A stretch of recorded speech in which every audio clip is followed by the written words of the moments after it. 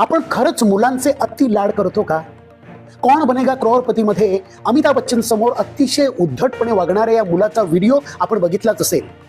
पण मला सांगा, याच्यामध्ये चुकी कोणाची? याला जबाबदार कोण? याला जबाबदार आपण आहोत, आई वडील.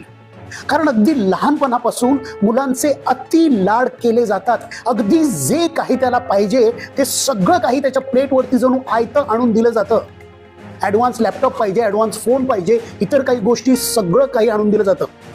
उलट त्या वयामध्ये जे काही त्याला नको ते देखील सगळं आणून दिलं जातं.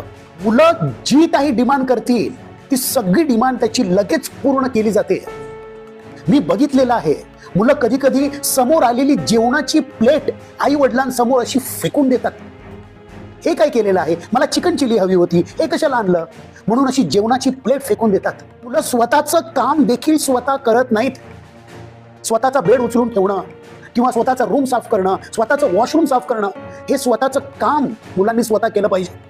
काही मुलं तर एवढा हट्ट करतात की आई वडिलांना त्याचा भयंकर त्रास होतो.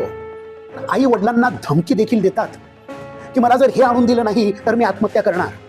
आणि मग आई वडील बिचारे घाबरून जातात. अरे, आई वडिलांनी मुलांना घाबरायचं की मुलांनी आई वडिलांना घाबरायचं? आज उलट झालेलं आहे.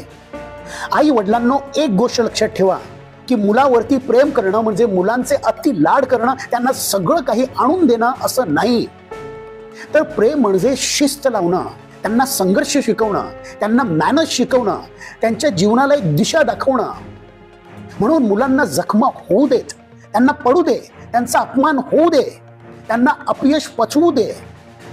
म्हणूनच मुलांना अगदी लहानपणापासूनच टफ बनवा, शिस्त लावा, त्यांना व्हॅल्यू शिकवा. अगदी लहानपणापासूनच त्यांच्यावरती चांगले संस्कार करा, म्हणजे मोठे झाल्यावरती तुम्हाला त्रास होणार नाही.